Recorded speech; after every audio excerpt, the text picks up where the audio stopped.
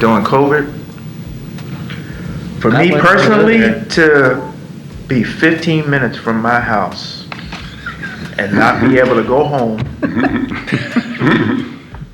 not hug the people that I care about and see them.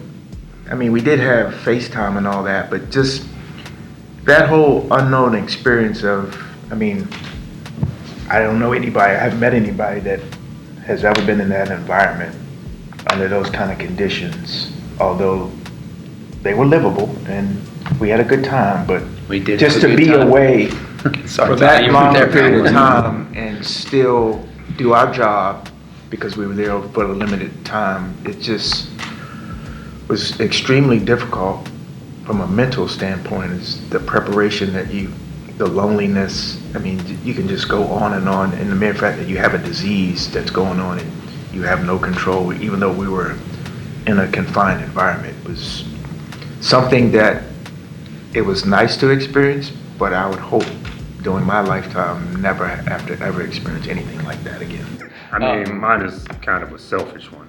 It's the first finals game I ever worked. Oklahoma City at Miami.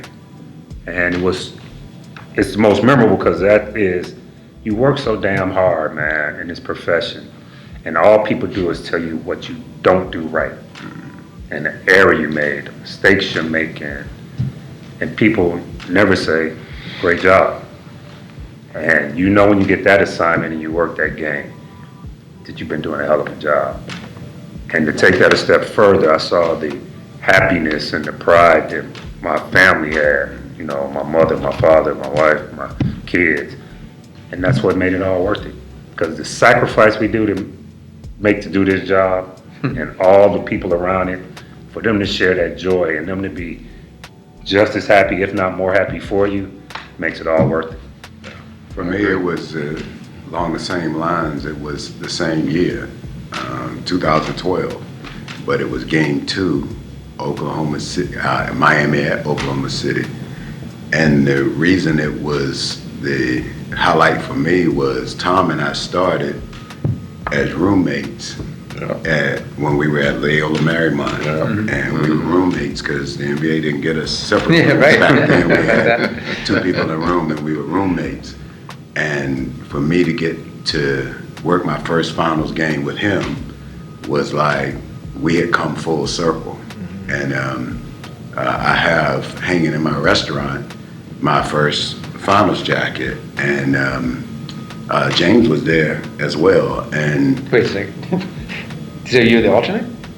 Yeah. Oh, wow, that's awesome. And James was there as well, and they all signed. Danny Crawford was crew chief, and they all signed along with Donnie Vaden, signed the whatever you call those things, the little flag things and the hat and everything, and all of that's up in that thing over when you first walk in the restaurant. So for me, it was that for all those reasons. And like you said about Danny, I always thought, like, I like the different referees for different things, like Bavetta for his stuff, Hugh for his stuff, Danny. But Danny was one that I asked him one time, I said, you know, what do you do when you're working with different people every night? Because that's what it was. We were working with legends every night, you know, and they were all different. Sure. And he says, they have to know who you are and who you will be. I remember him telling me that, and about finding your own identity. But along the lines of what we were talking about, to be able to work that game with Tom was a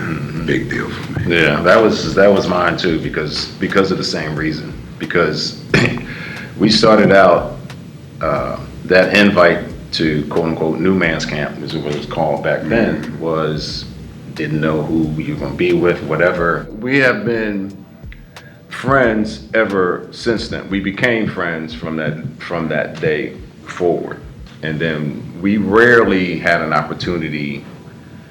Certainly, we didn't work in the CBA much because we all had our separate crews. And then when we got in the league, we still didn't have many games that we worked together, you know, every now and again. And my mom would always faithfully ask me, when are you going to work with Tony? I said, I'll never see you working with Tony anymore. Yeah. I said, yeah. I was always protecting Scott. But the opportunity to work that game with him and with Danny and James, another great friend. And also, the other thing that was big about that to me is it's a rarity that there was an all-black crew on a finals game. Was that the first time, maybe? Because that's May have been. So it was Yeah. the first time that you Yeah. had three on there. four. Well, James four, on the well, actually all Yeah. four, right? Mine's kind of like theirs. My first, I had a Game 7 in the NBA Finals, and I got to work with Joey and Danny, who we've both talked about so much, and probably two guys who impressed upon me the most of what my career became, and that was unbelievable. But the moment that was the most fun for me was turning as the buzzer went off in Game 7 and seeing Danny at the other end of the arena looking at me like, "What are you doing down there?" And now the confetti's coming down and people are rushing the court and all that stuff. And then Joey's waiting at midcourt for me, and I'm like, I just see both of them like right now. And then we run off, and I turn around and just look through the tunnel. And to your point about they tell you you're not doing good, you need to get better, and you need to do this. And finally, that one moment was there. There were no more games that season. I worked Game 7 in the NBA Finals, and to look through that tunnel and see the confetti coming down and the pandemonium going on, and to be able to walk the rest of the way with Danny and Joey, that doesn't get better than that. Yep. I think the most misunderstood aspect of officiating is that we're not held accountable, that we do whatever we want, that we care who wins, and that's just not the case. I think that from my first days in the NBA, the accountability on November 9th, 1994, the day I started, to today has gotten to astronomical, exponential, way of doing things. I mean, we are graded on every single play. We are graded on every single decision. We are held accountable when we don't do what we're supposed to be doing out there. And we can't be going out there doing what people accuse us of doing, which is getting plays wrong on purpose. And that's just not possible. And so most people who come and hang around with this fivesome, if they didn't know us, I think they'd leave the room understand that every single night we go to the arena, and all we're trying to do is get it right. And we don't care how much you yell at us. We don't care what you're going to write about us in the paper or on Twitter and all this other stuff that we didn't sign up for the job we have now in 1994 and 1991 in your case. We didn't sign up for social media. We didn't sign up for all this stuff. So I think that's, for me, that's what's really the misinformation from social media has driven a pretty bad look for us as a crew. I hate that when people say the superstar gets every call and the home team gets every call. That is so disrespectful to our professionalism, to our work ethic, and everything we put in it. If people knew what a game day was like for us, meaning the crew is up, most people try and get some kind of workout in, then we have a morning meeting to discuss and prepare our guidelines.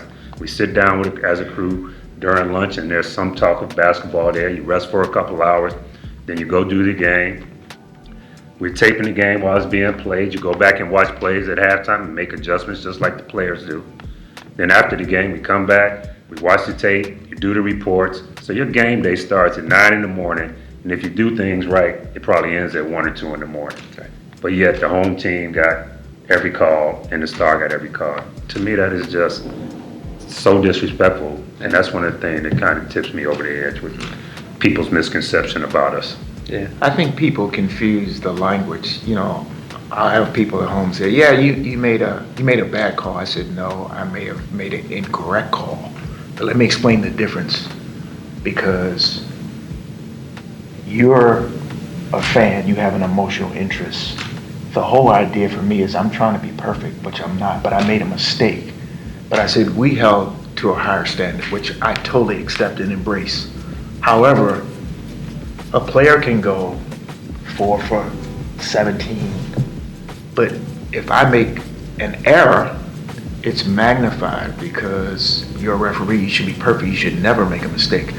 So I think the thing that we try to get people to understand is that, yeah, we make mistakes. However, there's always an effort to get better, to correct it, try to improve on a nightly basis, knowing that some things are out of our control. But the idea that I made a mistake, so I need to go down here on the other end and make another mistake. Well, if I'm trying to be perfect, I've made 2 errors. That makes totally no sense to me whatsoever. So once they understand the concept and the things that we try to work through, I think they remove the emotion, but the mere fact that gambling has become such a bigger part, people say things out of a loss of revenue or an emotional outburst. But I really think if they really understood the preparation that we go through, probably they would have a different aspect of what we do for a living to try to improve the game. And to that point, man, when you have a critical point of a game and you make an error or we make an error, there is no one that is more upset when we realize the error we made after we watched the tape than us. Well, I think that I would change that what you just said just a little bit.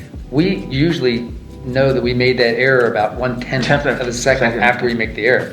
Well, sure. maybe you don't know, but you're like, uh-oh. Uh-oh, that didn't feel right. Like you just know, something inside you goes, my training and my experience tells me, yeah, maybe we'll get lucky when we see the tape, but I'm pretty sure I just messed that up and this isn't good. The reason why we work at our craft, the longer you stay around your percentages, your reps, something is going to happen. But if you continue to improve your skills and work at it, it increases your luck, and it also eliminates you from going out there thinking that you're going to be lucky, because eventually it's going to run out. Yeah, but people think that we do things emotionally, and we don't. We are disciplined to try, like you said, I'm shooting to be perfect. I'm hoping, I'm going to be excellent. But we don't do things purposely as a fan takes them, right? So they think because you made a mistake that you absolutely did that on purpose, as opposed to, hey, no, I did make that mistake, but that was a mistake. I wasn't trying to make mistakes. It's just like a player. A player's not trying to miss any shot. I said, but when they only shoot 50%, you call them a great shooter. If I could get 50%, you're not going to call me a great referee. I said, but you think that we're personally invested in the calls that we make, and we're not. What we're trying to do is take care of the game. I remember early on when I had hair going to the barbershop. As soon as you get in the chair, it's like, hey man, you guys and Mike, I said, I don't get it. It's like, y'all never call no fouls on him, this, that, and the other. And I said, after a while, I'd be like, listen, let me ask you something. I said, you tell me who's the best player in our league right now. Oh, no question, Mike. I said, right. I said, so you think Mike needs my help? He doesn't. He played great defense, which people don't always give him credit for, but he played great defense. And it's like, oh, you guys never call a foul on him. I said, dude, he never touches anybody. I said, that's not what he does. I said, so stop thinking emotionally about it. I said, and that's after I got out the chair because I didn't want my man to mess my haircut. So you got a lot of patience with the brothers at the barbershop, man. When they get going at the barbershop, I say, okay, here we go. Here we go. I get behind the one empty chair there. I say, who's next? Everybody looks up like, hell, if everybody could do my job, I'm sure I could at least cut some hair.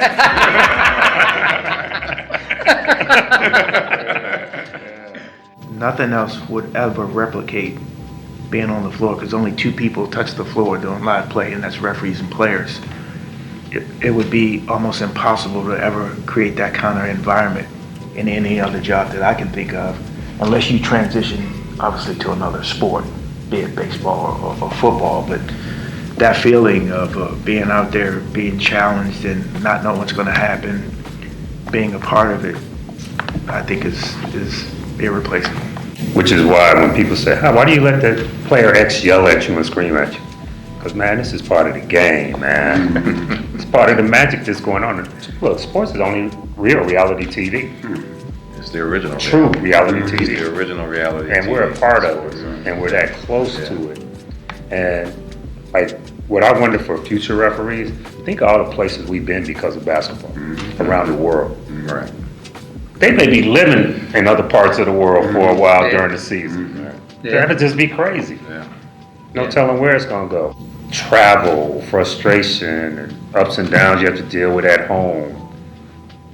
When you get down that court for that game, man, it's like a sanctuary. It's like, there's nothing better than it. You can't even like really tell people what it's like. You gotta be there, you gotta feel it. You gotta I've said be so in many it. times, I wish more people could feel what I feel. Yeah. You know, walking from the locker room to the court, just that feeling I get walking from the locker room to the court. I'm gonna miss that. I'm gonna miss the games obviously the most. But walking from the locker room to the court, that anticipation of coming into the bright lights, into a historical sporting event, right? You're getting ready to work, game whatever, the NBA finals or conference finals, or whatever it might be. And just understanding that this is historical. It's really cool. And then the emotion, the energy, the high, the adrenaline, all that stuff that comes with that being out there, and not to be able to feel that after you leave. I don't know what I'll do to get that high. Yeah. Going through the trenches, going through this whole career from the 90s to 2024 is being around these guys. From the CBA to the games. The games are the games. I agree 100%. 94 by 50, nothing changes. Nothing can replicate that. I've already come to terms with the fact that nothing is ever going to replicate that.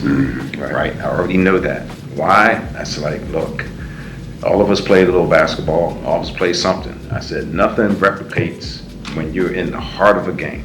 Nothing will do that, right? I don't care. You can get into coaching.